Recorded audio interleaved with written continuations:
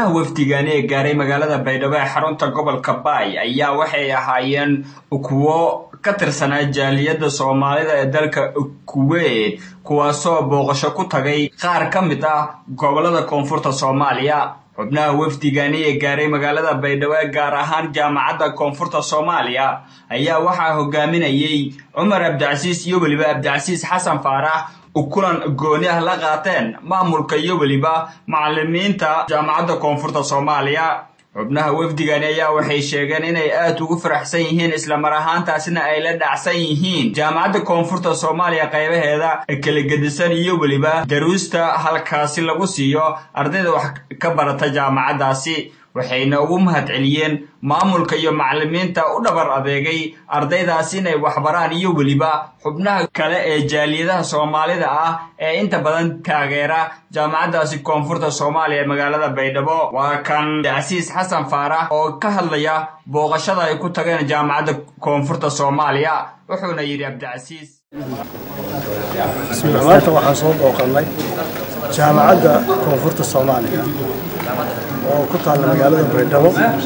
aad baan ugu faraxsanahay jaamacadda iyo qaabka ay ardaydu wax u barayaan macallimiintu iyo fakultiyada ay ka kooban tahay iyo library ku yaal oo aad noo cajabiyay iyo systemka ardaydu dadaal badan inay muujinayaan oo muuqanayo intaas oo dhan iyo jawiga jaamacadda ay ku taalo xataa dhismaha iyo qaabkeeda wax badan oo ku faraxno oo aad iyo aad loo soo jeetay ayaan ku aragnay.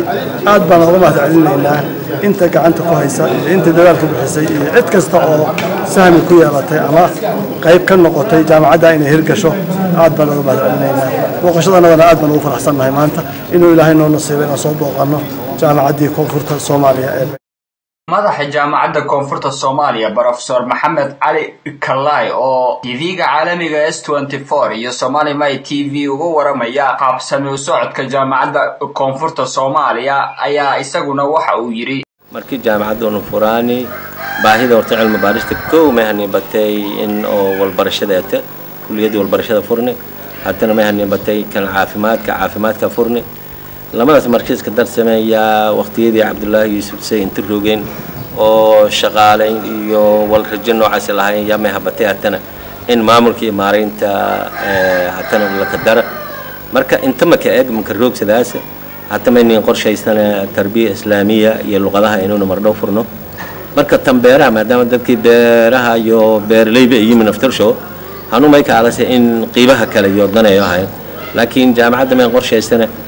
kulliyadda sharciga kulliyadda beeraha kulliyadda xanaanada xoolaha walaas dhan tartiib iyo tabamarku qaadaan laakiin la hadda